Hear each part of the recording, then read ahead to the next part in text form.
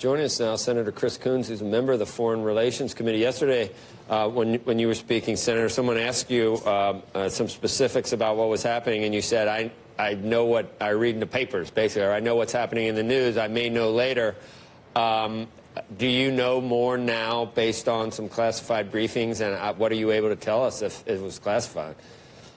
I have not gotten a classified briefing on the specifics of the shooting down by Iran of a U.S. global hawk.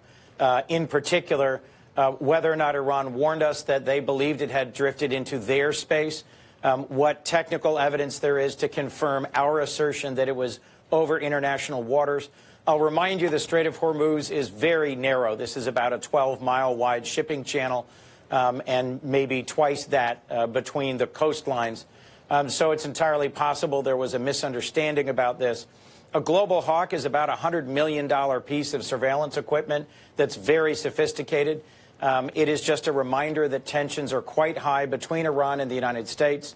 There has been achingly few consultations between the administration and the Senate that laid out a strategy that helped us understand what they view as the red lines for escalation or for a military strike against Iran and what the off-ramps would be.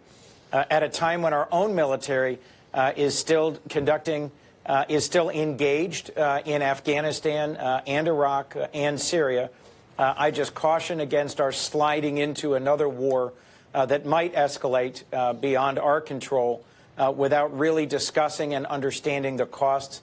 I'm not sure that the American people are behind an escalating conflict with Iran, and so I'm encouraged if the administration is acting cautiously in the face of provocation by Iran, but we, of course, will all stand behind protecting American troops in the region. Right. Yeah. At this point, it was still equipment. So we should not assume that because of the tanker attacks that we now are fairly certain was Iran. We should not assume that this was the next deliberate escalation by Iran. It still could have been, as the president later said, could have been a mistake, or as you're saying, it's such a narrow strait. You're not assuming that they deliberately decided to take the next step after the tankers, because that, you know, it seems kind of logical. If they did that, you would assume that this was deliberate, right? That's right. And, you know, let me be clear. Iran is a dangerous regime that has spread instability and terrorism throughout the region. The humanitarian catastrophe in Yemen is in no small part because of their support for the Houthis and the ways in which that conflict between the proxies of Iran and Saudi Arabia has escalated so quickly and been so brutal for the people of Yemen. Iran has also projected force over a long period of time into Lebanon and more recently into Syria. They are an aggressive and destabilizing country. I am clear-eyed about the threat that Iran poses to our interests and to our allies. I just think news reports this morning that President Trump had first ordered and then called back a strike, as your introduction to this piece reminds us, need to be better understood as to whether that reflected indecision on the part of our president or whether there was some development in the region that caused them to stand down and ordered attack. I don't think we should leap to either conclusion without better information. Right.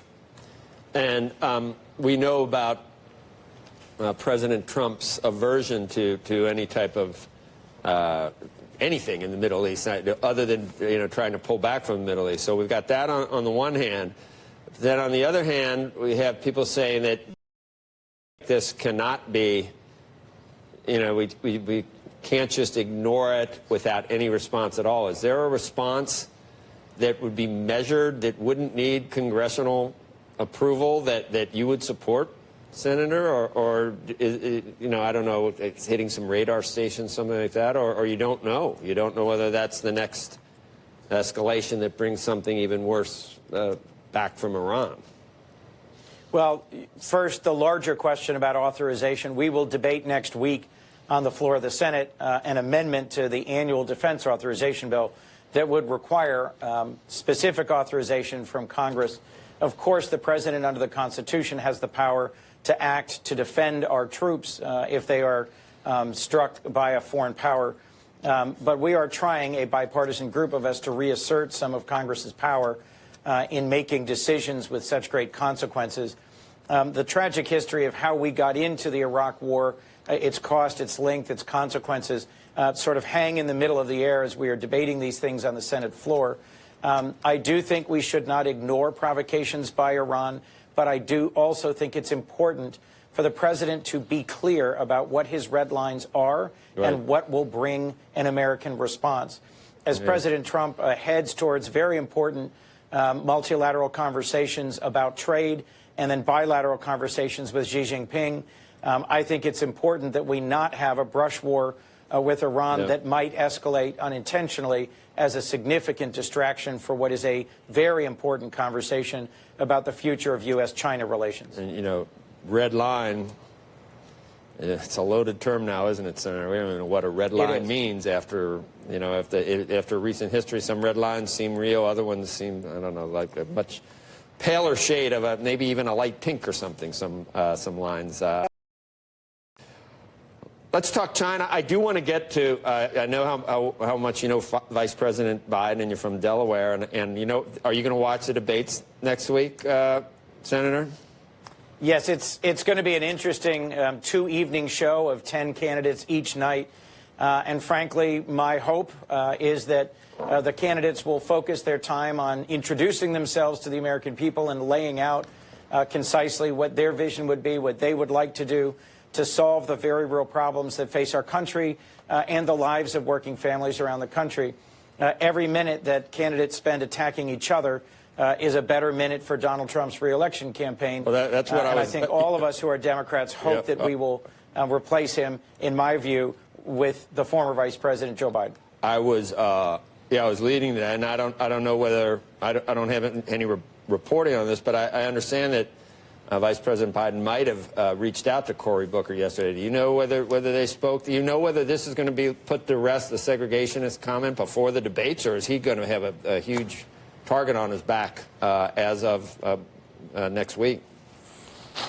Well, I think that's up to the other candidates and whether or not they choose to hear what Joe was saying, which is that he has a lot of experience working with folks in the Senate he really disagreed with. He has crafted significant pieces of legislation with people like Orrin Hatch or John McCain, who he really disagreed with on things like marriage equality. He picked the worst people he could have picked, though, Senator. They were Democrat. Why did he say Richard Lugar or some Republican that he disagreed with on taxes or something? I mean, what was the thought process there? It just seems like another, I don't know. I don't know how you come up with that. You know, you pick segregationists to say I disagreed with them, but I worked with them. That just seems, I don't know, it's wacky. I will say that they did have a good conversation, Joe Biden, Cory Booker, and my hope is that their long-standing deep respect for each other will win out over what is a temporary disagreement over specific examples chosen. The larger point here is that Joe Biden is someone who has real experience working with folks with whom he had strong and vigorous disagreements. And what I hear from folks in Delaware over and over is that they'd like Washington to work again. Joe is not naive, obviously, as the vice president. He was part of an administration that had many of their judicial nominations and legislative initiatives blocked or thwarted. He understands what obstructionism means. It's something that he's had to deal with for decades in government.